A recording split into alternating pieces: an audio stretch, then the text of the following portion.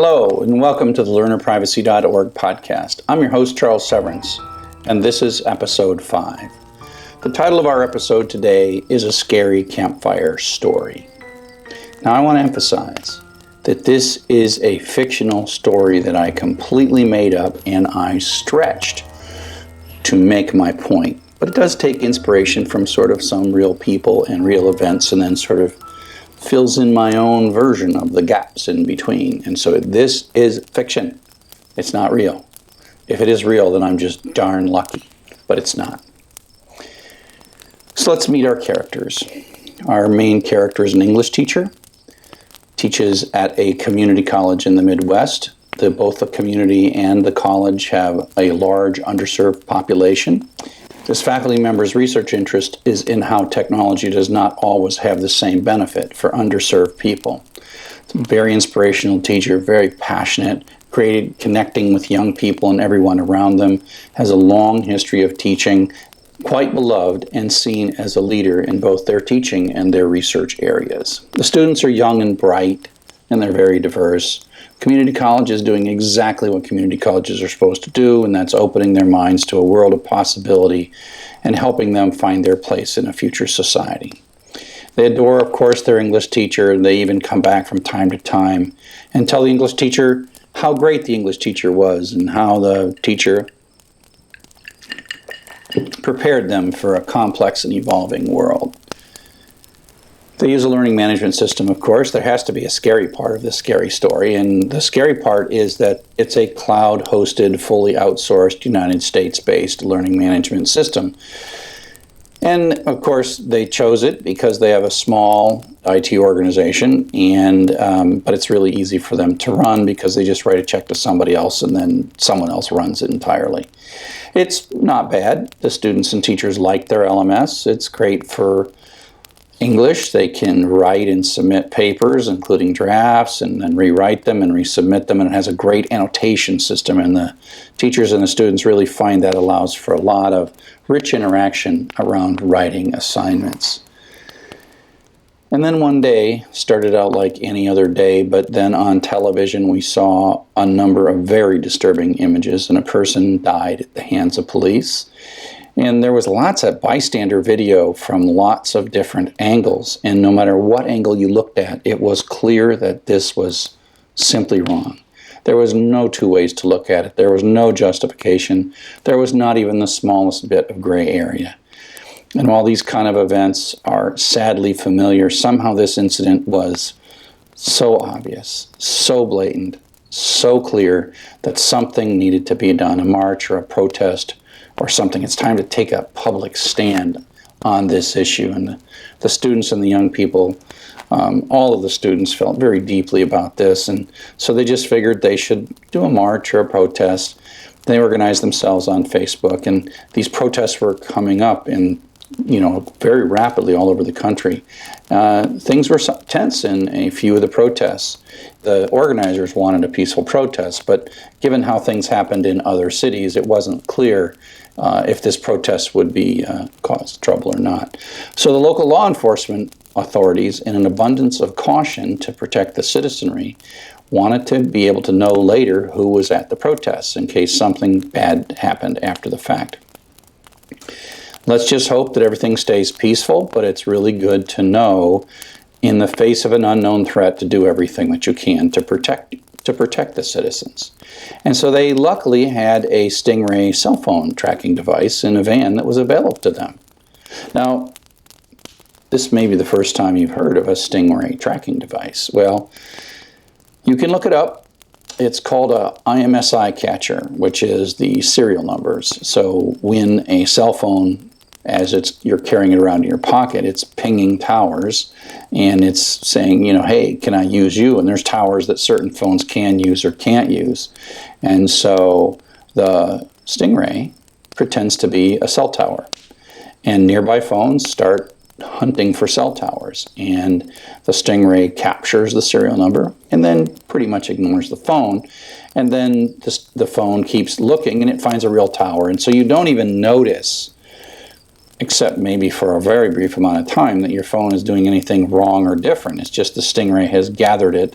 Now there's a website on the ACLU, the American Civil Liberties Union, you can see which state and local authorities have stingrays available to them. And it turns out somewhere in about 1/2 of the states, local law enforcement have access to request that a stingray be deployed. Pretty convenient. It's a neat technology. So law enforcement parks the van near the path of the protesters. They passively gather cell phone serial numbers of everybody who walks by. And the good news is the protests do not turn violent. Everyone makes their point. No one breaks the law or gets harmed on that day. It's really a very excellent outcome, and we should applaud law enforcement agencies for being so well prepared. And it's fine to be prepared and then not have to need it. A few days passed, and the protests continue both locally and nationally, and a few places experienced some unrest and lawless behavior. And there's some rumblings that, the young people are going to plan some more protests. And law enforcement, again, in an abundance of caution and to protect the average citizen, want to get some information about these people behind the emerging plans, just to take a look at what they might be thinking, and are they planning anything bad? Just to be very much on the safe side. So they take all those cell phone numbers that they scan, and it turns out they look through them, and some of those cell phone numbers belong to the current and former community college students. They turned out they provided their phone number on their Pell Grant applications. And it turns out that some of those community college students turn out to be leaders of the local branch of the national movement. And they also took an English class, and that's part of the reason they're so successful as national communicators around all of these ideas. So the law enforcement is like, could this turn into a problem? We should probably investigate this to protect our citizens from mayhem. And so they say, well, let's get a subpoena to see some of that students' data from the community college to look for suspicious behavior. They look at the Facebook and their Twitter, and they're like, well, but we can get data from the community college to see what kind of things these students are talking about in their classes. And is there any radicalization going on in those classes? Now, it turns out that there is a law, Federal Educational Records Privacy Act, that the school is supposed to notify students before releasing data to a subpoena. But the problem is there's some concern that this might be domestic terrorism. They have no real strong evidence of that, but they want to use the Patriot Act so that this could be one of them that are no reveal subpoenas, right? That like we get the information, but we don't notify them in advance because we don't want to tip them off. Now the local IT department, and if it's one of these no reveal subpoenas, is probably not even aware that it's happening. Law enforcement might just contact the LMS vendor directly. It's kind of obvious where the data is, and those LMS vendors are bound by FERPA, but they're also bound by the exception of FERPA having to do with responding to subpoenas.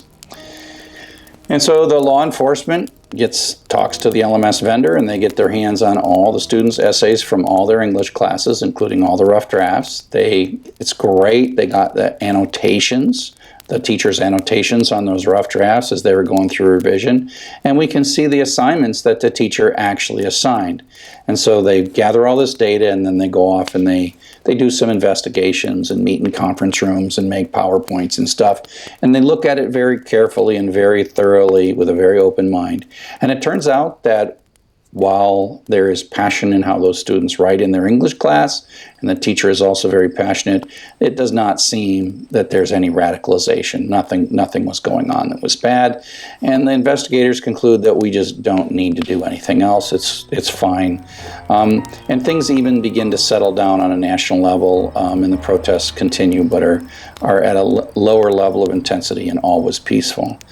And so law enforcement is like, we did our job. We made sure that we were one step ahead of everybody. And we have all these materials, and so we're just going to take them and we're going to file them away and put them in a file and probably never ever look at them again. Just kind of like the end of the Raiders of the Lost Ark movie, just push it out into some filing area, and away we go. So it's good that this had a happy ending, right? I think it's a happy ending at least, but I just emphasize that this is fiction. It's a story. And in order to make the story hold together, I had to stretch a little bit. And I'll just be honest, the biggest stretch in the story is getting that no-notice subpoena and bypassing the school, going to the LMS vendor directly. I think that the law enforcement folks would have to go somewhere in a grand jury or to some kind of a judge and really convince them that there was some kind of concern there. But I'm going to guess that the bar isn't all that high. But honestly, if the school ran a 100% open source learning management system on their own DigitalOcean server, say like Moodle, the path to that student's data must at least run through the campus IT organization. And so this is the lesson of when you control the student's data, then you may still have to comply with a subpoena, but at least we know what's going on. At least the collective citizenry knows what's going on. We may not be able to reveal it to the students because of the terms of the subpoena. So that's the scary Campfire story for today. This story has a happy ending in terms of nothing really bad happened to the teacher or the students. And matter of fact, the teacher or the students didn't even know anything happened. But it does mean that law enforcement has their hands on some data that might turn out to have different meaning at some point in the future. So I hope you enjoyed our little campfire chat. Cheers.